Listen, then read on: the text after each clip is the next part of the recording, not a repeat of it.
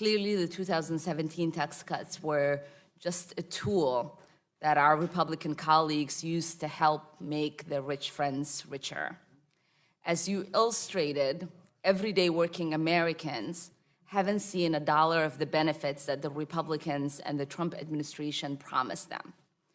So promise is something that came up quite a lot, and I want to just go through some of those promises. There hasn't been any meaningful growth, wage growth as they promised. We aren't seeing millions of jobs added to the economy as a result of the cuts as they promised. We aren't seeing a major economic boost, certainly not one that offsets the revenue decreases we are now facing as they promised. What we are seeing is a record $1 trillion in corporate stock buybacks. What we are seeing is major corporations like Amazon, a company that is valued at $800 billion, paying exactly $0 in taxes. So what is happening right now is we're paying off, as Dr. Gale said, we're paying off the top 1% on the backs of the rest of us. First off, I represent a district, PA 9th, where the median income is $43,000. I don't represent the rich. Secondly, as the former revenue secretary for the Commonwealth of Pennsylvania, I can assure you that Amazon pays a lot of taxes. A lot of tax revenue comes in from Amazon.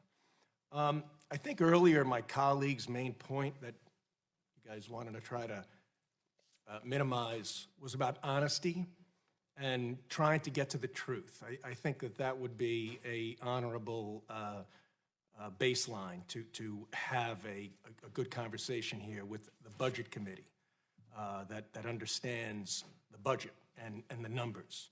So I'm certainly a little confused, call it frustrated, with what I'm hearing today from my friends on the other side of the aisle.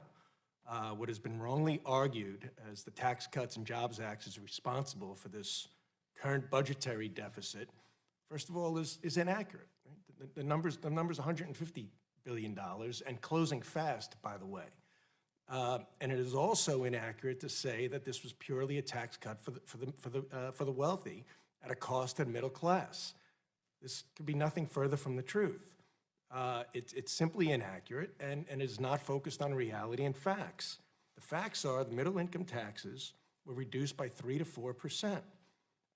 The standard deduction doubled. Not sure if you know what that means, but $12,000 no longer is taxed of people's income. Small business did receive a 20% reduction. 75% of the people employed in my district work for small businesses. This was very important. Unemployment nationwide is lowest since 1969 in all demographics.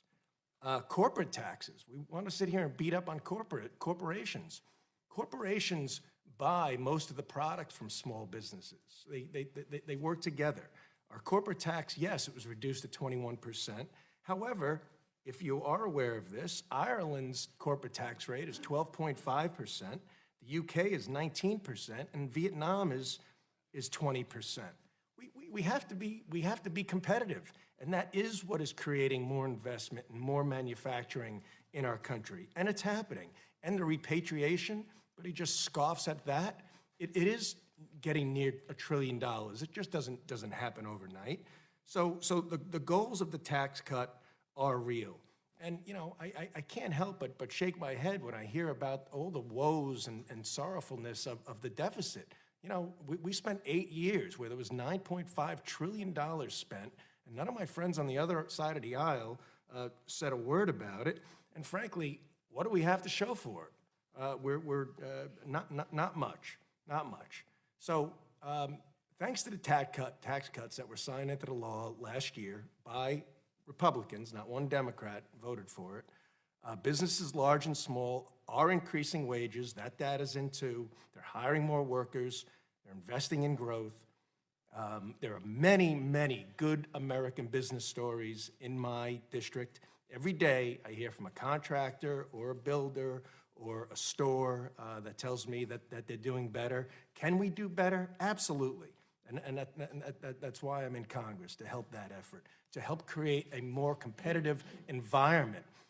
Government's role is not to create jobs. Government's role is to create an environment where the private sector creates the jobs and drives disposable income and overall incomes of the people. I want to give an example of one success story in my district. It's a company in East Central Pennsylvania by the name of Ashland Technologies.